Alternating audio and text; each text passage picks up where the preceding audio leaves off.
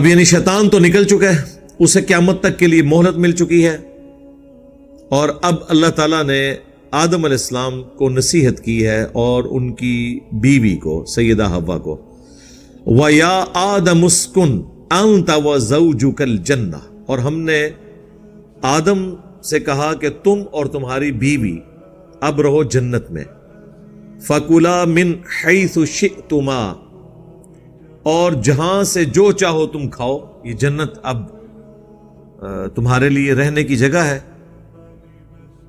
وَلَا تَقْرَبَا هَذِهِ الشَّجَرَةَ، لیکن ایک قدغن لگا دی کہ یہ ایک ایسا درخت ہے، اس کے قریب تم نے نہیں جانا، مراد یہ کہ اس کو استعمال نہیں کرنا، باقی تم پوری جنت میں سے جو چاہو استعمال کر سکتے ہو۔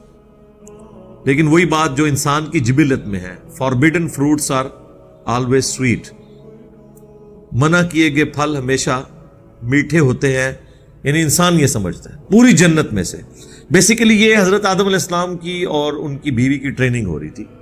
اللہ نے تو اپنی ڈیسٹنی میں مقرر کر دیا تھا کہ ان کو میں نے زمین پہ اتارنا ہے، اس کے لیے ایک ٹیسٹ رکھا گیا کہ انسان کو حق اور باطل میں تمیز کا مادہ دیا جائے، اس کے باوجود بعض اوقات انسان وقتی طور پر حق سے اناد کرتا ہے اور برائی کا راستہ اختیار کرتا ہے، لیکن اس میں اپروچ یہ ہونی چاہیے کہ جب آپ کو آپ کی غلطی پر مطلع کیا جائے تو آپ رجوع کریں اور فوراً معافی مانگ لیں۔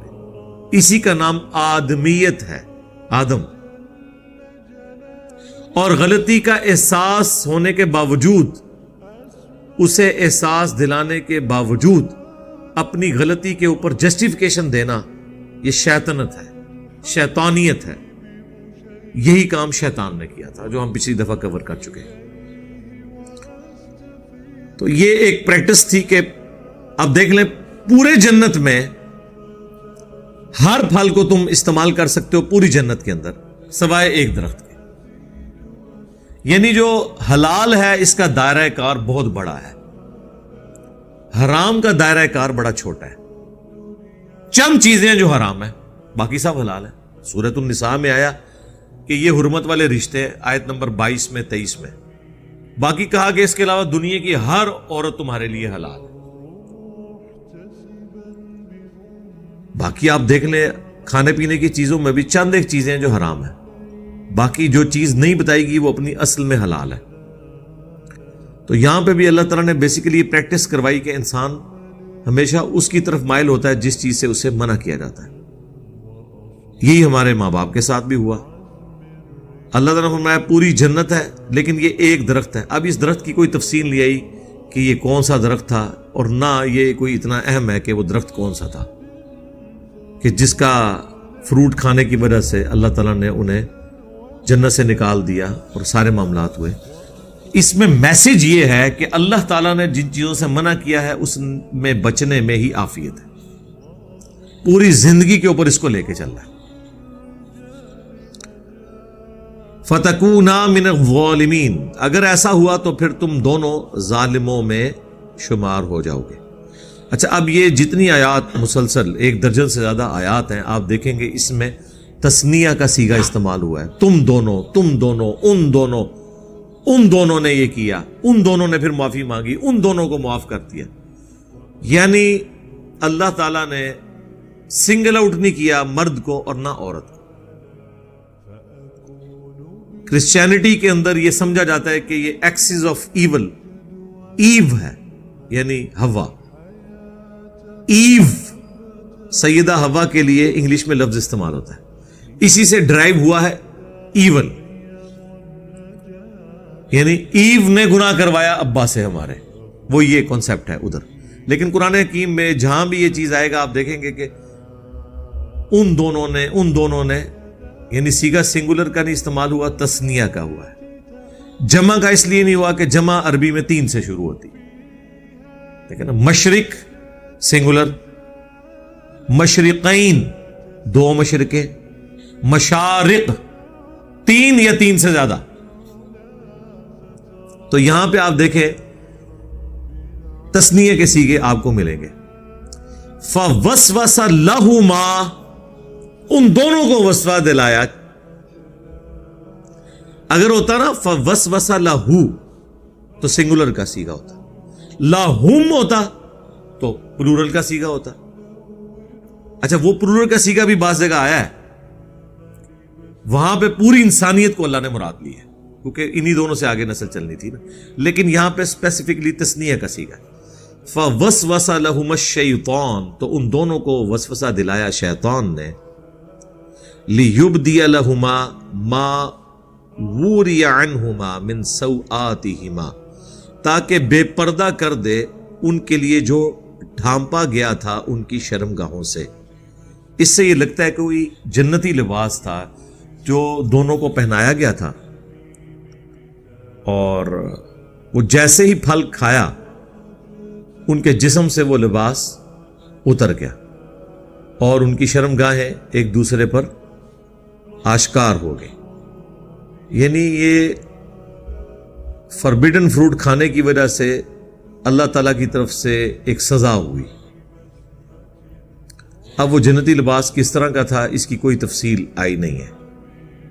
مختلف روایتیں، اب اسرائیلی روایتوں میں ملتا ہے یہ ناخن جو ہے یہ اس جنتی لباس کی باقیات ہیں.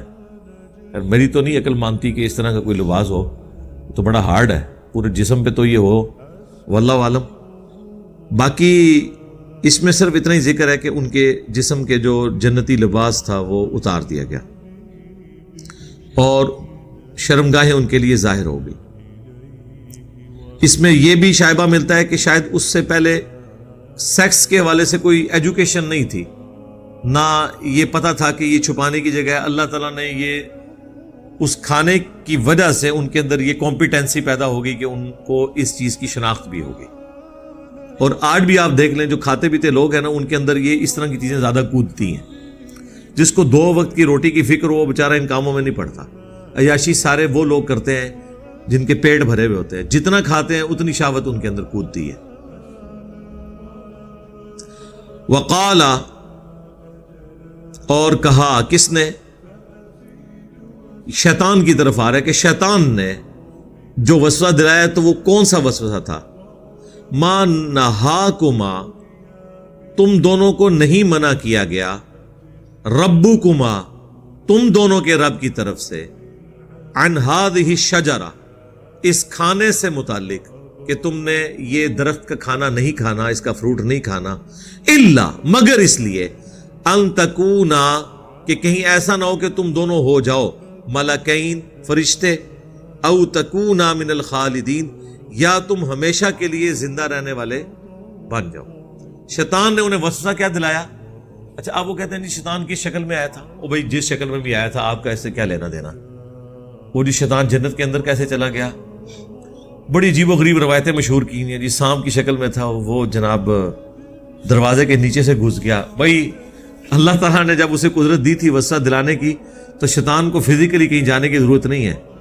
شیطان دنیا میں جہاں کہیں بھی بیٹھا ہو اللہ نے اسے یہ طاقت دی ہے کہ وہ کسی کے دل میں بھی وسوسہ ڈال سکتا ہے. یہ اس کو پاور دی ہے اللہ نے آزمائش کے لیے. اصل مقصد یہ کہ آپ نے اس بات کے اوپر توجہ کرنی ہے کہ شیطان انسان کو وسوسہ دلاتا کیسے ہے. اسے لمبی امیدیں دلا دیتا ہے، جینے کی خواہش ہمیشہ کے لیے یہ انسان کے اندر موجود ہے. انسان کی انسٹنکٹ میں ہے کہ وہ مرنا نہیں چاہتا، اور یہ خواہش اللہ تعالیٰ جنت میں اس کی پوری کر دے گا، ہمیشہ کی زندگی اسے مل جائے گی. ایک یہ خواہش ہے، دوسرا خدا بننے کی خواہش ہے انسان کے اندر. اسی لیے انسان نے خدائی کا دعویٰ کیا ہے. یہ خواہش بھی اللہ تعالیٰ پوری کر دے گا اس درجے میں کہ خدا کی جو کوالٹی ہے کن فیکون، کہ جو خواہش کرو وہ تمہیں مل جائے، یہ انسان کو اللہ تعالیٰ دے دے گا. البتہ خالق اور مخلوق کا فرق تو رہے گا، ظاہر ہے. یہ نہیں ہو سکتا کہ خالق اور مخلوق کا فرق ختم ہو جائے. ہماری زندگی مستعار ہے اللہ سے، اللہ کی ذاتی ہے، ہماری ادھار کی ہے. ہم بھی ہمیشہ زندہ رہیں گے لیکن اللہ کے عطا کرنے پر. اللہ کی زندگی اپنی ہے، وہ کسی کا محتاج نہیں ہے. ہماری خواہشات کی تکمیل اللہ کی وجہ سے ہوگی، کن فیکون، یہ اللہ کی عطا سے ہوگا. اللہ کی یہ کوالٹی اپنی ہے.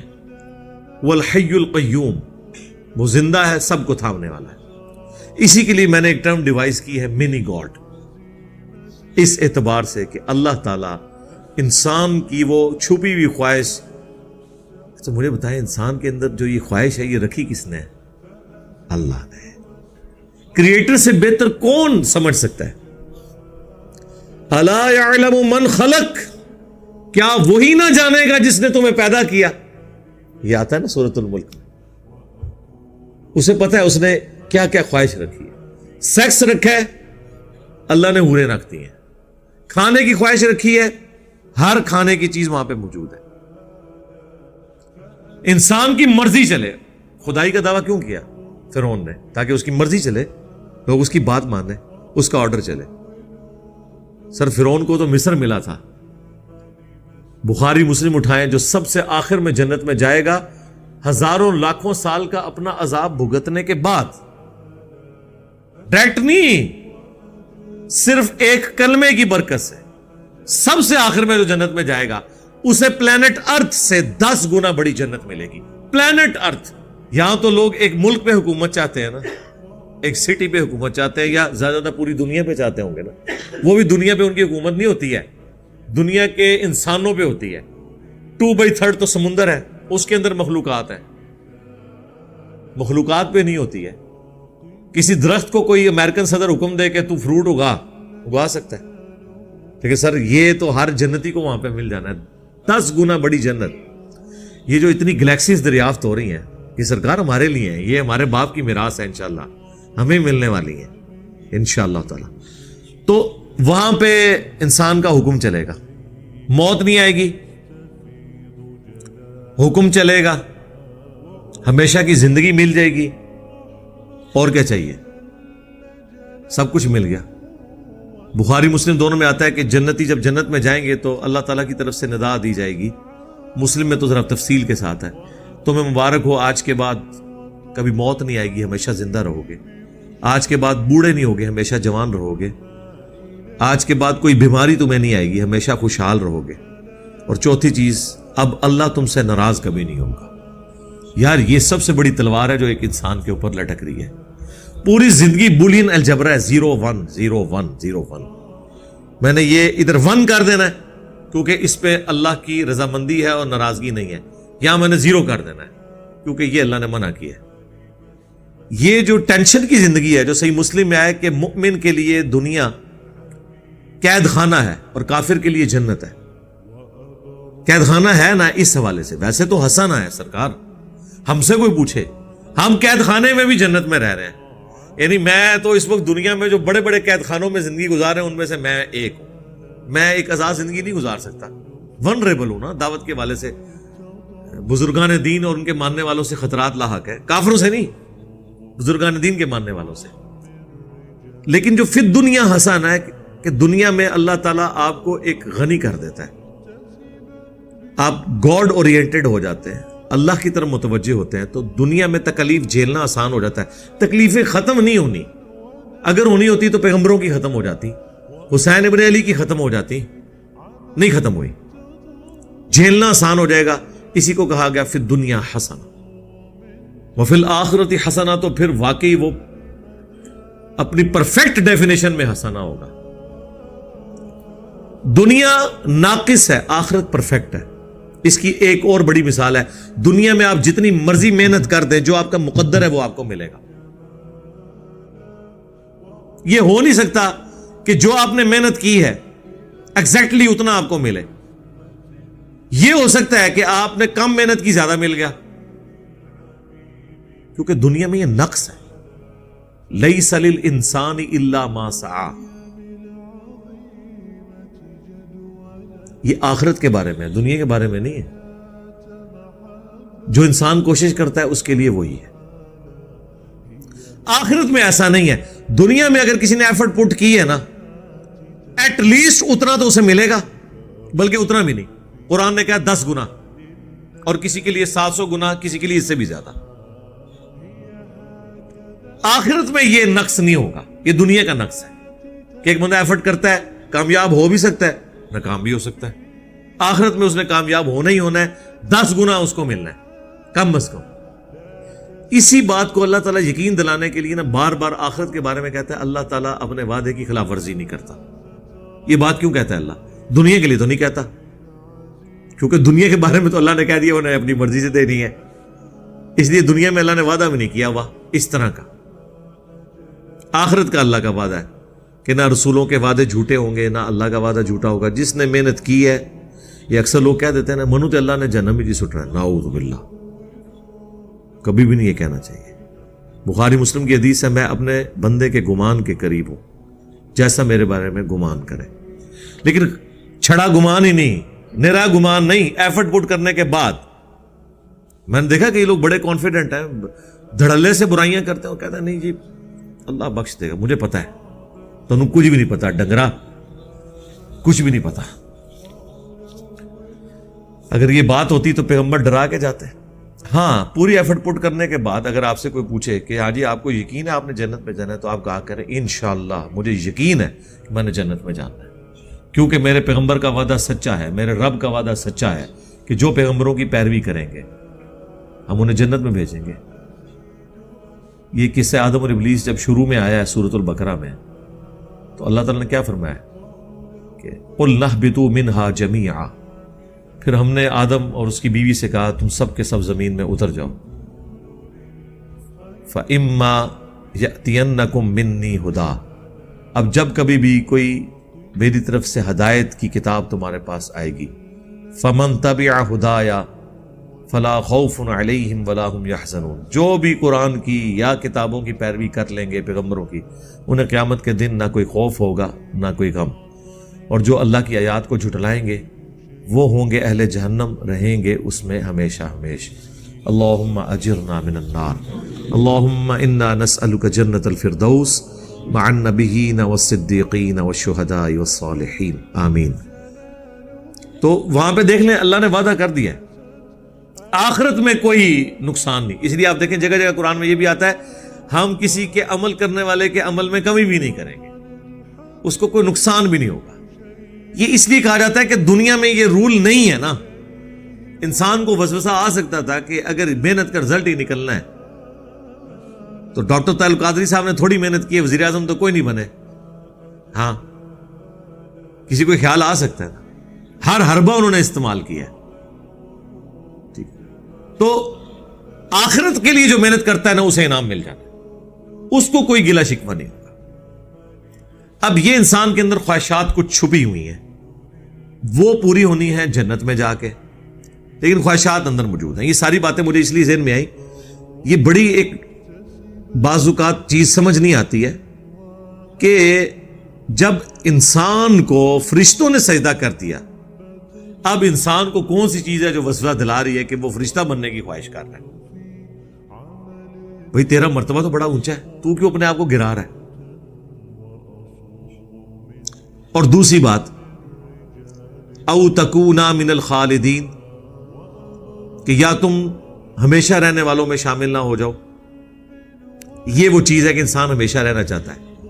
انسان کو یہ پتہ چل گیا تھا کہ موت مجھے آنی ہے، شیطان نے اسے یہ وسوسہ دلایا کہ اگر یہ درخت کا تو نے پھل کھا لیا تو جو بھی اسے کھائے گا اسے موت نہیں آئے گی، وہ فرشتوں کی طرح ہو جائے گا۔ کوئی فرشتوں کو بھی موت نہیں آنی، وہ قیامت کی موت تو آنی ہے، ہمیشہ کی زندگی ہے ان کے لیے۔ تو انسان کے اوپر جزوی فضیلت فرشتوں کو یہ حاصل ہے۔ موت بہرحال ایک نقص تو ہے نا دنیا کے اعتبار سے، یہ تو نیک بندہ بھی پسند نہیں کرتا موت کو۔ صحیح بخاری کی حدیث ہے نا، حدیث قدسی، کہ اللہ تعالیٰ فرماتا ہے، نبی علیہ السلام کہتے ہیں، وہ جو حدیث ہے ہاتھ بن جاتا ہوں پاؤں بن جاتا ہوں، وہ والی حدیث، اس میں یہ بھی الفاظ ہے، اللہ تعالیٰ فرماتا ہے کہ مجھے کسی بات سے اتنا تردد نہیں ہوتا جتنا تردد مجھے ہوتا ہے جب میں اپنے نیک بندے کی روح کو قبض کرنے لگتا ہوں، کیونکہ وہ بھی تو دنیا میں رہنا چاہتا ہے نا، کون نہیں رہنا چاہتا؟ اچھی صحت والی زندگی اللہ سے مانگنی چاہیے، جتنی زندگی زیادہ ہوگی آپ اتنی ہی زیادہ نیکیاں کر سکتے ہیں۔ رذیل عمر تک نہ پہنچایا جائے وہ تو دعا ہے، وہ ایک الگ چیز ہے، ورنہ زیادہ زندہ رہنے کی خواہش تو انسان کو ہوتی ہے نا۔ یار موسیٰ علیہ السلام نے نہیں تھا تھپڑ مار دیا اسرائیل کو، بخاری مسلم میں آتا ہے، تو وہ زندہ رہنے کی خواہش تو انسان کے اندر موجود ہے۔ تو یہ ایک جزوی فضیلت ہے جو انسان نے یہ نہیں دیکھا کہ مجھے اللہ تعالیٰ نے اپنی بارگاہ میں مقرب بنایا، فرشتے میرے لیے گرا دیے ہیں سجدے میں تعظیماً، عبادت کا سجدہ نہیں تعظیم کا، تو اب میں نے کون سی ایسی چیز میں سے حاصل کرنی ہے؟ لیکن یہ انسان کی انسٹنکٹ میں ہے، اور اسی چیز کو اللہ کے نبی علیہ السلام نے، بخاری مسلم میں حدیث ہے، ہمیشہ اپنے سے نچلے لوگوں کی طرف دیکھا کرو، یوں تمہیں اللہ کی نعمتوں پر قناعت اور صبر نصیب ہوگا، اوپر نہیں دیکھنا اپنے سے۔ حالانکہ انسان اوپر تھا، پھر بھی انسان نے اپنی ایک کمزوری دیکھی کہ مجھے تو موت آنی ہے، اور یہ فرشتے کے اندر کوالٹی، بس وہ ایک کوالٹی دیکھی، باقی ساری چیزیں بھول گئے اور وہ فروٹ کھا لیا۔ یہاں بھی آج تک لوگ کہہ رہے ہیں جی وہ آب حیات ہوتا ہے کوئی، وہ حضرت خضر نے پی لیا ہوا ہے، اور تہاڈا خضر کدوں نہ مار دیتا ہے، میں وہ خضر ہے ہی کوئی نہیں سی، میرے ہاتھوں مریا ہے تہاڈا خضر، ٹھیک ہے نا۔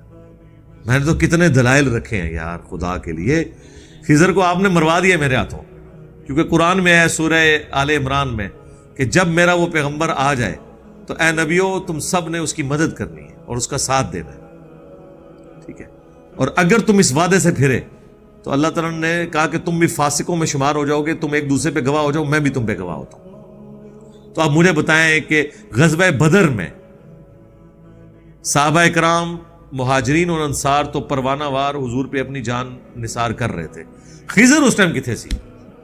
ہاں اے منو دسیا جائے، حضرت طلحہ کا ہاتھ زخمی ہو گیا احد کے اندر تیر روکتے ہوئے، خضر کتنے سی؟ ٹھیک ہے، ایسے ہاتھ ٹوٹ نہ جان جو دعویٰ کرن اور اللہ کے نبی کے دفاع کے لیے نہ پہنچے، اگر ایگزسٹ کرتے ہو، وہ ہے ہی نہیں تھے، یہ سب جعلی کہانیاں تھی۔ یہ خضر جو ان کو ملتا ہے وہ شیطان ہے، اس کی نشانی یہ ہے کہ جب آپ کے پاس آئے آپ نے پڑھنا لا حول ولا قوت الا باللہ۔ اگر آپ کو یہ یاد نہیں ہے تو آپ نے کہتے ہیں نام ہے بابی، نام ہے بابی، میں ہوں مسلم علمی کتابی، پھر بھی نٹ جائے گا انشاءاللہ۔ یہ پریکٹیکلی ہوا ہے نا جی، وہ آپ پتہ یہ شاہدولے کی چوئی ہے نا، پکڑ لینا کسی کو، آج کل تو وہ واردات بھی کر رہی، شاہ جی نے کام بھی پا چھڑے ساڑھے، تو یہ شاہدولے کی جو چوئی ہے نا، یہ بھیک مانگتی ہیں اور پھر آپ کو پکڑ لیتے ہیں، وہ چھوڑتے نہیں اس وقت تک جب تک کہ آپ وہ بھیک دے نہ دیں۔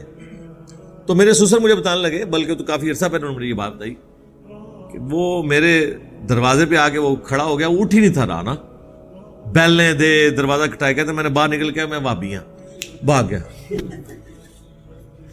ٹھیک ہے، وابی کہنے لگا بھاگ گیا، اللہ تو نہ میں وابی نہ میں بابی کیتے ہی نہیں سی۔ تو وہ یعنی اتنی عقل شاہ دولے کی چوئیوں کو بھی ہے کہ جو توحید کے ماننے والے ہیں وہ ہمارے اس ڈرامہ بازی میں نہیں آئیں گے، مولویوں کو نہیں عقل، شاہ دولے دی چوئیاں نو جنی عقل ہے نا انہی بھی نہیں تانوں آیا کر، انی انہوں بھی سمجھ ہے کہ اے بابیاں دے مننے والے نہیں کہ میرے کو ڈر جا۔ کانفیڈنس، ایک توحید آپ کو کتنا کانفیڈنس دے دیتی ہے۔ تو یہ بعض اوقات انسان کے اندر یہ کمزوری آ جاتی ہے، اس وجہ سے وقتی طور پہ ان کا اس طرف گمان گیا، شیطان نے کام ڈالا، وہ رنگا لگ گیا۔ وَقَاسَمَهُمَا إِنِّي لَكُمَا لَمِنَ النَّاصِحِينَ، اور وہ ان دونوں کے سامنے قسمیں کھا کے کہنا شروع ہو گیا کہ میں بے شک بالضرور تمہارے بڑا خیر خواہ ہوں، تمہیں نصیحت کرنے والا، یعنی قسمیں اٹھا کے۔ یہاں پہ بھی آپ دیکھتے ہیں نا کہانیاں سنا رہے ہوتے ہیں، رب کی عزت کی قسم، اور واقعہ کس کا سنا رہے ہوتے ہیں؟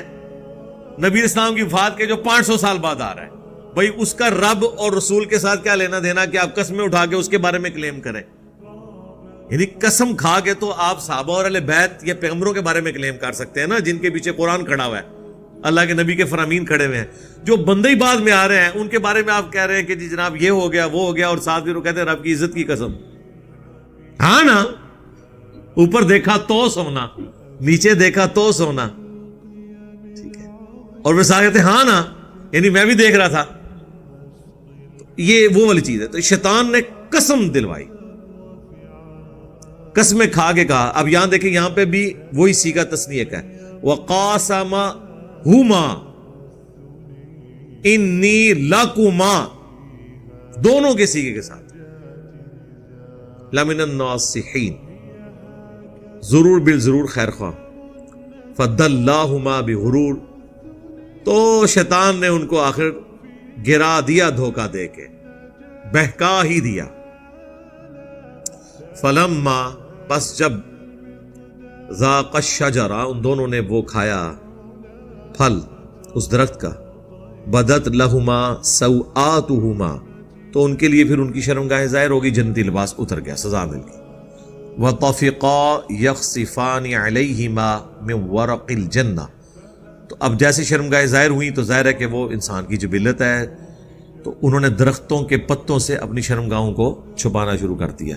ظاہر ہے اس وقت کوئی فیکٹری نہیں لگی ہوئی تھی، وہی کپڑے تھے، ایک ہی جوڑا تھا، وہ بھی اللہ نے لے لیا، اور پھر جب اللہ لے لے تو پھر تو کچھ نہیں ہو سکتا، تو پھر انہوں نے درختوں کے پتوں سے اپنے جسم کو ڈھانپنا شروع کر دیا۔ وَنَادَاهُمَا رَبُّهُمَا تو اس وقت پھر ان کے رب نے ان دونوں کو ندا دی، أَلَمْ أَنْهَكُمَا عَنْ تِلْكُمَا الشَّجَرَةِ کیا میں نے تم دونوں کو اس درخت کے حوالے سے منع نہیں کیا تھا؟ وَأَقُلْ لَكُمَا إِنَّ الشَّيْطَانَ لَكُمَا عَدُوٌّ مُّبِينٌ اور میں نے تمہیں یہ بھی بتایا تھا کہ بے شک شیطان تمہارا کھلا دشمن ہے۔ ظاہر ہے کہ شیطان بنے ہی ان کی وجہ سے تھا نا، انکاری یعنی سبب تو وہی بنے نا، تو جیلسی فیکٹر اسی لیے ابلیس کہا جاتا ہے، ابلیس جیلسی رکھنے والا، حسد کرنے والا۔ تو اللہ نے فرمایا میں نے تمہیں یہ بتایا تھا، پھر بھی تم سے یہ ہو گیا۔ اب یہاں پہ وہ فرق ظاہر ہو جائے گا۔ یہی سوال اللہ تعالیٰ نے شیطان سے کیا تھا جو پچھلی دفعہ آیا تھا، کہ شیطان سے اللہ نے فرمایا تھا تجھے کس چیز نے منع کیا جب میں نے تمہیں حکم دیا تھا کہ تم اس کو سجدہ کرو آدم کو۔ اور یہاں پہ بھی اللہ تعالیٰ کیا فرما رہا ہے کہ تم دونوں کو میں نے بتایا تھا شیطان کھلا دشمن ہے، پھر تم نے کیوں وہ درخت کھایا؟ شیطان نے جواب دیا تھا میں اس سے بہتر ہوں۔ آدمی کا جواب سنیں کیا ہے، اور دیکھ لیں کہ ہم آدم کے ساتھ ہیں یا شیطان کے ساتھ ہیں۔ قالا ان دونوں نے کہا ربنا ظلمنا انفسنا اے ہمارے رب ہم نے ظلم کیا اپنی جانوں پر، وَإِن لَّمْ تَغْفِرْ لَنَا اور اگر تو نے ہمیں معاف نہ کیا، وَتَرْحَمْنَا اور ہم پر رحم نہ فرمایا، لَنَكُونَنَّ مِنَ الْخَاسِرِينَ تو ہم ضرور بالضرور خسارہ پانے والوں میں ہو جائیں گے۔ آدم علیہ السلام نے نہ صرف ان کی بیوی نے غلطی مان لی بلکہ اللہ کی طرف استغفار کیا، رحم کی اپیل کی، اور اللہ تعالیٰ نے ان کی توبہ قبول کر لی۔ یہاں الفاظ نہیں موجود لیکن سورۃ البقرہ میں باقی جگہ آتا ہے کہ اللہ تعالیٰ نے ان کی توبہ قبول کر لی، ظاہر امپلائڈ ہے، اور پھر ان کو اگلا ٹاسک دیے کہ ٹھیک ہے وہ تو ہو گیا، اس سے آگے چلو۔ اب قرآن میں واضح قصہ آدم اور ابلیس میں حضرت آدم علیہ السلام کی توبہ کا ذکر بھی آیا، یہ دعا بھی آ گئی، تو یہ دعا بالکل واضح آ گئی ہے۔ اب اس دعا کے آپ یہ لے کے جائیں، آپ 14 ٹیکے لگیں گے آپ کو، آپ مولوی سے جا کے پوچھیں گے قرآن میں تو یہ دعا آئی ہوئی ہے، تو دس ماما تیری دعا کیڑی آیت وچ لکھی ہے، تو آپ کے اوپر گستاخی کے فتوے لگائے گا۔ قال اهبطوا بعضكم لبعض عدو اللہ نے پھر فرمایا اتر جاؤ اب زمین پہ، تم میں سے بعض کے دشمن ہوں گے۔ ظاہر ہے کہ جیلسی فیکٹر بھی موجود ہوگا، اور بعض کے دشمن سے مراد ہے شیطان انسان کا دشمن ہوگا، کیونکہ ہر ابن آدم کے ساتھ ایک شیطان بھی پیدا ہوتا ہے جو اس کے ساتھ اٹیچ ہو جاتا ہے، جو صحیح مسلم میں حدیث ہے، بخاری میں بھی ہے، مسلم میں تفصیل کے ساتھ ہے، ہر انسان کے ساتھ ایک جن اور ایک فرشتہ اٹیچ ہے۔ جن وہ شیطان جو اسے برائی کی طرف بلاتا ہے، اور فرشتہ اسے اچھائی کی طرف بلاتا ہے، وہ بعض کے دشمن ہیں۔ وَلَكُمْ فِي الْأَرْضِ مُسْتَقَرٌّ وَمَتَاعٌ إِلَىٰ حِينٍ اور تمہیں زمین میں رہنا ہے کچھ عرصے کے لیے، اور وہاں تمہارے لیے نفع اٹھانے کی جگہ موجود ہے۔ اللہ نے سارے ریسورسز دنیا میں دے دی ہیں، یہ تمہارا ٹیسٹ ہے۔ تو وہ ایک چھوٹا منی ٹیسٹ ہوا ہے جنت کے اندر کہ یہ کام نہیں کرنا ورنہ جنت سے نکل جاؤ گے، وہ کام کر لیا، رزلٹ نکل آیا، ایک چھوٹا ٹیسٹ تھا۔ پھر اللہ نے کہا اب تو نکل تو گئے ہو، اب زمین پہ تمہیں بساؤں گا، وہاں بھی یہ حکم دوں گا کہ یہ کرنا ہے یہ نہیں کرنا، تو جو کرے گا وہ جنت میں چلا جائے گا، جو انکار کرے گا نافرمانی کرے گا وہ جائے گا جہنم میں۔ اور دنیا میں یہ ہو رہا ہے، آپ دیکھ اللہ تعالیٰ نے چیزیں رکھ دی، آخرت کا فیصلہ دنیا میں ہی نظر آ جاتا ہے کہ کون پیروی کر رہا ہے پیغمبروں کی کتابوں کی اور کون نہیں کر رہا۔ تو یہ اللہ تبارک و تعالیٰ نے ایک ٹیسٹ پرفارم کیا بندے کے اوپر، اور اس کے بعد اسے اب مین ٹیسٹ میں بھیج دیا. ایک سمجھ لے پہلے کوئز ہوا تھا، اس میں تو ناکام ہوا انسان، لیکن اب ناکام نہیں اسے ہونا چاہیے، کیونکہ ناکامی تو ایک دفعہ ہی ہوتی ہے نا، دوبارہ تو نہیں ہونی چاہیے. قال فیہا تحیون وفیہا تموتون ومنہا تخرجون. اللہ نے یہ بھی فرمایا اسی میں تم زندہ رہو گے، اسی میں تم مرو گے.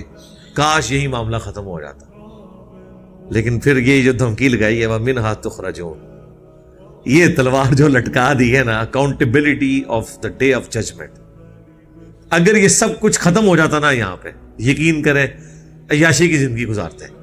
یہ جو تلوار لٹکا دی ہے نا کہ اس سے پھر تمہیں اٹھایا بھی جائے گا. اٹھانے کا مطلب ہے پھر پوچھا جائے گا ہاں بھائی سنا، لا یسأل عما یفعل وہم یسألون. اللہ کو کوئی نہیں پوچھ سکتا کہ اس نے یہ کیوں کیا، اللہ ہر ایک کو پوچھے گا. اللہم حاسبنا حسابا یسیرا. آمین. یا بنی آدم، اے اولاد آدم، قد انزلنا علیکم لباسا. اب چونکہ لباس کا ذکر ہوا تھا، جو کپڑے اتر گئے تھے ہمارے ماں باپ کے، اللہ نے اس کا ذکر کیا ہے کہ ہم نے بے شک اتارا ہے آسمان سے لباس تم پر. یواری سوآتکم وریشا، جو تمہاری شرمگاہوں کو بھی ڈھانپتا ہے اور تمہارے لیے زینت کا باعث بھی ہے. ایک تو اس سے پردہ ہے، دوسرا ایک خوبصورتی بھی تو ہے نا لباس. یہ آپ نوجوانوں سے پوچھیں نا جو عجیب و غریب قسم کی پینٹیں پھاڑ کے پھر رہے ہیں، عجیب و غریب قسم کی انہوں نے شرٹیں پہنی ہوئی ہیں، ٹھیک ہے، سوٹ کے اوپر کلفیں لگائی ہوئی ہیں، ٹوپیاں بس کس کس رنگوں کی پہنی ہوئی ہیں، اور ناتھانوں کی پگڑیاں آپ دیکھیں کس کس رنگ کی ہیں. تو زینت تو ہے. وَلِبَاسُ التَّقْوَى، اور جو تقوی کا لباس ہے نا، ذَلِكَ خیر، وہ ہے سب سے بہتر. یعنی یہ تو ظاہری لباس ہے نا، اپنی برائیوں کو چھپانے کے لیے تقوی کا لباس بھی ہونا چاہیے برائیوں سے بچنے کے لیے. جس طرح اپنی شرمگاہ کی حفاظت کے لیے اور اپنی جسم کی کمزوریوں کو چھپانے کے لیے یہ ظاہری لباس ہے، اس طرح تقوی کا لباس ہونا چاہیے اپنی روحانی کمزوریوں کو اوور کم کرنا، وہ سب سے بہتر. یعنی ایک شخص نے داڑھی تو رکھی ہوئی ہے لیکن ہے وہ جھاڑی ہے، اس کے پیچھے روح کوئی نہیں. ایک عورت نے نقاب تو کیا ہوا ہے لیکن اندر وہ بدکار ہے. اب جتنی بدکار عورتیں عموماً جو یہ برائی کے اڈوں پہ آپ کو دیکھیں، یہ عام حالت میں برقعے میں نکلتی ہیں. اس کی وجہ سے برقعے کی توہین نہیں ہونی چاہیے، لیکن یہ ایک مثال ہے کہ صرف برقع پہن لینے سے کسی کے اندر حیا نہیں آ جاتی، یا داڑھی رکھ لینے سے وہ بندہ پرہیزگار نہیں ہو جاتا، جب تک کہ تقوی کا لباس اس کے اندر، گاڈ کانشیسنس نہ موجود ہو، اللہ کا خوف. ذالک خیر، وہ ہے. اچھا، اس کے اندر یہ بھی اشارہ مل گیا، یہ ویسے بڑی حیران کن بات ہے، اس طرف ابھی میرا دماغ گیا ہے کہ اللہ تعالیٰ نے فرمایا یہ جو لباس نازل کیا ہے نا، اس سے تمہاری شرمگاہ چھپتی ہیں اور تمہیں زینت ملتی ہے. اور جو تقوی کا لباس ہے نا، اصل لباس تو وہ ہے. مراد کیا کہ کوئی شخص پگڑی پہن لے، داڑھی رکھ لے، سفید کپڑوں میں اپنے اس موٹے پیٹ کو چھپا لے اور اندر کرتوت سارے برے کرے، تقوی کا لباس اس کے اندر موجود نہیں ہے، تو تیری داڑھی اور ان لباسوں کا، اس خوبصورتی کا کوئی فائدہ نہیں ہے. جو صحیح مسلم میں حدیث ہے، اللہ تعالیٰ تمہاری شکلوں اور مال کو نہیں دیکھتا، دلوں اور اعمال کو دیکھتا. تو یہ جو ظاہری لباس ہے زینت ہے، شرمگاہ چھپا دے، لیکن اس سے آپ لوگوں کو دھوکہ نہیں دینا جب تک آپ کے اندر تقوی کا لباس موجود نہیں ہے. یعنی اگر پگڑی ہے، داڑھی ہے، لباس سنت کے مطابق ہے، ٹخنے بھی ننگے ہیں، کم شیطانہ علیہ نے مفتی عبدالعزیز علیہ، تو ان چیزوں کا کوئی فائدہ نہیں. دیکھ لیں سب کچھ موجود ہے. وہ قرآن شریف پکڑا ہوا ہے اس نے جب وہ کام ڈال رہا ہے. ہاں دیکھیں جناب سرکار، یہ تو کوئی دنیا دار شخص نہیں یہ کام کر سکتا کہ ایک ہاتھ میں قرآن پکڑا ہوا ہے اور جناب کپڑے بھی سنت کے مطابق پہنے ہوئے ہیں.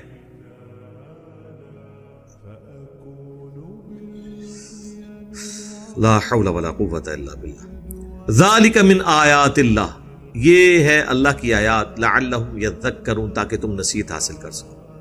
اللہ جیسا کون شفیق ہوگا کہ ہر چیز کھول کھول کے بیان کر رہا ہے. یا بنی آدم، اب یہ بہت سخت آیات ہیں، یہ وہ آیات ہیں جن کا درس دینا حرام، جس کو بیان کرنا حرام، کیونکہ اس میں انبیاء کی گستاخی ہو جاتی ہے. جی بارے شریعت میں لکھا ہوا ہے سٹارٹ میں کہ جن آیات کے اندر اللہ تعالیٰ نے نبیوں پر عطا فرمایا ہے ان آیات کو تلاوت کے علاوہ بیان کرنا حرام ہے. اور اس آیت کے اندر اللہ تعالیٰ حکم دے رہا ہے کہ یہ آیات میں نے نازل ہی اس لیے کی ہیں کہ ان کا درس ہونا چاہیے. وہ سن لیں. یا بنی آدم، اے اولاد آدم، لا یفتننکم الشیطان، کہیں شیطان تمہیں بھی فتنے میں مبتلا نہ کر دے، کما اخرج ابویکم، جس طرح تمہارے ماں باپ کو اس نے نکلوا دیا تھا، من الجنہ، جنت سے، ینزع عنہما لباسہما، اور اس سے بڑی بات تاکہ وہ ان کے کپڑے اتروا دے، لیریہما سوآتہما، تاکہ ان کی شرمگاہیں ان پہ کھل جائیں. کتنی گستاخی ہے جی. یعنی اللہ تعالیٰ مارا ہے کہ حضرت آدم اور ان کی جو بیوی ہے، شیطان نے ان کو جنت سے نہ صرف نکلوایا، کپڑے اتروا دیے ان کے. تو دیکھنا اے اولاد آدم کہیں تمہارے بھی کپڑے نہ اتروا دیں. تو یہ اللہ تعالیٰ کہہ رہا ہے کہ میں یہ آیات کھول کھول کے کیوں بیان کر رہا ہوں کہ آدم علیہ السلام سے یہ مسئلہ ہوا تو تمہارے ساتھ بھی کہیں نہ ہو جائے، تاکہ تم اسے عبرت حاصل کرو. اور آپ کا مولویہ کہہ رہا ہے بیان کرنا حرام، گستاخی کا پہلو نکلے گا. انہ یراکم، بے شک وہ تو دیکھتا ہے تمہیں، ہوا وقبیلہ، وہ بھی اور اس کی پورا کنبہ، من حیث لا ترونہم، وہاں سے جہاں تم نہیں اسے دیکھتے. ظاہر ہے جنات ہمیں نظر تو نہیں آتے جب تک کہ کوئی ایسے خاص جن جو انسانی شکل میں نہ آ جائیں، جو اکثر جمعے کے خطبوں میں ممبروں پہ نظر آتے ہیں آپ کو. اس کے علاوہ تو آپ کو شیاطین نظر نہیں آ سکتے. انا جعلنا الشیاطین اولیاء للذین لا یؤمنون، بے شک ہم نے بنا دیا ہے شیاطین کو دوست ان لوگوں کا جو بات نہیں مانتے. میں نے ترجمہ کیا کیا ہے؟ جو بات نہیں مانتے. لفظی ترجمہ اگر میں کر دیتا جو ایمان نہیں لاتے تو اس سے بات کھلنی نہیں تھی. آپ نے فوراً اس سے سمجھنا تھا یہ ہندوؤں کے بارے میں، عیسائیوں کے بارے میں، ایتھیسٹ کے بارے میں. ایمان والا کون ہوتا ہے؟ جو بات مانتا ہے. ایمان والا بھی تو ماننے والا ہوتا ہے نا، جس نے مان لیا. نہ صرف مان لیا بلکہ اللہ رسول کی بھی مان لی. تو شیاطین ان لوگوں کے دوست ہیں جو بات اللہ اور اس کے پیغمبر کی نہیں ماننے والے ہوتے ہیں. مراد یہ کہ جو اللہ اور ان کے پیغمبروں کی بات مان لیں وہ شیاطین کے ہتھے نہیں چڑھیں گے. اس میں امپلائیڈ ہے نا. تو مسئلہ تقدیر بھی اس سے حل ہو گیا. اکثر لوگ پوچھتے ہیں مسئلہ تقدیر، ان کو میں کہتا ہوں کہ سورہ طٰہٰ کے اندر قصہ آدم اور ابلیس بیان ہوا ہے نا، وہاں جا کے ذرا دیکھو اللہ نے مسئلہ تقدیر کو کس طرح سالو کیا ہے. یہ جو لوگوں کے بہانے ہوتے ہیں نا جی، وہ شیطان نے کرا دیا جی، شیطان. میں کہتا ہوں جی زمین و آسمان کے سارے شیاطین مل کے ایک بندے کی فجر نہیں چھڑوا سکتے. اگر گورنمنٹ اناؤنسمنٹ کرے کہ فجر کی نماز جو پہلی صف میں پڑھے اسے 1 لاکھ روپے انعام دیا جائے گا. پہلی صف نہیں چھوڑے گا وہ، راتی سوئے گے مسجد. اچھا، کس سے آدم اور ابلیس بیان ہوا ہے سورہ طٰہٰ میں بھی. وہاں پہ بھی آیت نمبر جو 132 ہے، پہلے وہی ذکر ہوا ہے کہ وہ پتوں سے اپنے شرمگاہوں کو چھپانے لگے. اللہ نے ان کی توبہ قبول کر لی. قَالَ اهْبِطَا مِنْهَا جَمِيعًا، ہم نے ان سے فرمایا تم سب کے سب اتر جاؤ. بَعْضُكُمْ لِبَعْضٍ عَدُوٌّ، بعض بعض کے دشمن ہوں گے. فَإِمَّا يَأْتِيَنَّكُمْ مِنِّي هُدًى، تو پس اب جب کبھی بھی تمہارے پاس میری طرف سے کوئی ہدایت کی بات آئے گی، یعنی پیغمبر اور کتابیں، فَمَنِ اتَّبَعَ هُدَايَ، تو جو کوئی پیروی کرے گا ہدایت کی، فَلَا يَضِلُّ وَلَا يَشْقَى، تو نہ وہ گمراہ ہوگا اور نہ بدبخت ہوگا. کتنی پیاری بات ہے. یعنی بدبختی انسان خود کماتا ہے. اللہ فرما رہا ہے جو کتابوں کی اور پیغمبروں کی پیروی کرے گا نا اپنی مرضی سے، وہ نہ گمراہ ہوگا نہ بدبخت ہوگا. بدبختی انسان خود کماتا ہے. وَمَنْ أَعْرَضَ عَنْ ذِكْرِي، اور جو ہمارے ذکر سے غفلت اختیار کرے گا، فَإِنَّ لَهُ مَعِيشَةً ضَنْكَ، تو اس کے لیے پھر اللہ تعالیٰ معیشت بھی تنگ کر دے گا، دنیا میں بھی اور آخرت میں بھی. تو یہ بدبختی انسان خود کماتا ہے. شیطان اللہ نے آزمائش کے لیے انسان کے ساتھ اٹیچ کیا ہے، لیکن اسے اختیار کوئی نہیں دیا. اس کے اوپر میں پچھلی دفعہ کافی تفصیل سے بول چکا ہوں. وَإِذَا فَعَلُوا فَاحِشَةً، جب کوئی وہ بے حیائی کا کام کرتے ہیں قالوا وجدنا علیہا آباءنا، وہ کہتے ہیں ہمارے آباء و اجداد کو ہم نے ایسا ہی کرتے ہوئے دیکھا تھا، واللہ امرنا بہا، اللہ نے ہمیں اسی چیز کا حکم دیا ہے۔ وہی جو ہم کہتے ہیں نا یہ کہاں لکھا ہوا ہے، کہتے ہیں بزرگ کر رہے ہیں، اور جی بزرگ بھی تو اللہ نے کہنے تھے ہی کر رہے ہیں نا، پیچھے تو اللہ ہی ہے نا، وہی چیز ہے۔ تو مشرکین عرب ننگا طواف کرتے تھے، سب سے اعلیٰ طواف ہوتا تھا کعبے میں وہ جو بالکل الف ننگا ہو کے کرتا تھا، اور وہ کہتے تھے دیکھیں جب انسان پیدا ہوا اس وقت بھی تو اس کے جسم پہ کوئی لباس نہیں تھا، تو اب اللہ نے انسان کو بغیر لباس کے پیدا کیا، تو سب سے افضل طواف کعبہ وہ ہوگا جب انسان اپنا لباس خود اتار دے اور ننگا طواف کرے۔ یہ اس کی طرف اشارہ ہے کہ وہ جب یہ بے حیائی کا کام کرتے تھے، جو پھر نبی الاسلام نے جب 8 ہجری میں فتح مکہ ہوا اور 9 ہجری میں حضرت ابوبکر صدیق رضی اللہ تعالیٰ عنہ کو امیر حج بنا کے بھیجا، انہوں نے وہ اس سال مشرکین عرب اور مسلمانوں نے اکٹھا حج کیا تھا۔ پیچھے سے پھر آیات نازل ہوئی، حضرت علی علیہ السلام کو نبی الاسلام نے بھیجا اور کہا کہ آپ نے میری طرف سے اناؤنسمنٹ کرنی ہے، کیونکہ عرب کے لوگ قریبی رشتہ دار کی اناؤنسمنٹ کو اس کی اناؤنسمنٹ شمار کرتے تھے۔ حضرت علی نے وہاں اناؤنسمنٹ کی کہ آج کے بعد نہ تو کوئی ننگا طواف کرے گا، صحیح بخاری میں آتا ہے، اور نہ مشرک حرم کی سرزمین میں اب داخل ہوں گے، یہ آخری موقع ہے۔ تو جو طواف اس وقت کرتے تھے ننگا طواف، تو ان سے کہا جاتا تھا یار یہ عام حالت میں تو تم بھی شرمگاہ چھپاتے ہو، یہ طواف کعبہ ننگے ہو کے کیوں کرتے ہو؟ تو وہ کہتے تھے ہم نے اپنے آباء و اجداد کو اس طرح ہی ناچتے ہوئے دیکھا ہے، یعنی ہمارے بزرگ بھی مجذوب تھے۔ ہاں، ننگے سر نماز نہیں ہوتی، اور جو کپڑے اتار لے وہ اللہ کا ولی ہو جاتا ہے۔ جو ننگے سر نماز پڑھ رہا ہو نا اس کے سر پہ ٹوپی رکھ دیتے ہیں، کہتے ہیں نماز نہیں ہوتی، اور جو سارے کپڑے اتار دے اس کے آگے پگڑیوں اور ٹوپیوں والے ایسے کر کے بیٹھے ہوتے ہیں۔ پیر دھنکے کے پاس نہیں جا کے سارے بیٹھے ہوتے تھے، آپ کے سارے پولیٹیشینز بیٹھتے تھے وہاں نانگے پیر کے سامنے۔ تو وہ یہ بے حیائی کا کام کرتے تھے، کہتے ہیں ہم نے اپنے آباء و اجداد کو پایا، اور واللہ امرنا بہا، اللہ نے اس کا حکم دیا، بھی بغیر دلیل دے۔ ساڈا بھی تو طریقہ ہے نا جی نماز دا، تکیا نہیں، اپنی طرف سے بات کر دی۔ قل ان اللہ لا یأمر بالفحشاء، اے نبی ان سے فرماؤ بے شک اللہ تو کبھی اس طرح کے بے حیائی کا حکم دے گا ہی نہیں۔ تمہاری اسٹیٹ میں اس طرح کی کوئی بے حیائی اللہ نے رکھی ہے؟ اللہ کے مزاج میں یہ چیز ہے کہ تمہیں یہ حکم دے؟ not at all۔ اتقولون علی اللہ ما لا تعلمون، کیا تم اللہ پر ایسی بات تہمت کے طور پہ لگا رہے ہو کہ جسے تم جانتے تک نہیں ہو؟ قل امر ربی بالقسط، اے نبی تم فرماؤ میرے رب نے تو عدل و انصاف کا حکم دیا ہے۔ وَأَقِيمُوا وُجُوهَكُمْ عِنْدَ كُلِّ مَسْجِدٍ، اور یہ کہ میں سیدھا کر لوں اپنا چہرہ قبلہ کی طرف ہر نماز کے وقت۔ وَادْعُوهُ مُخْلِصِينَ لَهُ الدِّينَ، اور اسی کو پکارا جائے، اسی کو پکارو، اسی کی عبادت کی جائے خالص کر کے اپنے دین کو اس کے لیے۔ كَمَا بَدَأَكُمْ تَعُودُونَ، جس طرح اس نے پہلے پیدا کیا تھا تمہیں اسی طرح تم لوٹ کے اس کی طرف جاؤ گے۔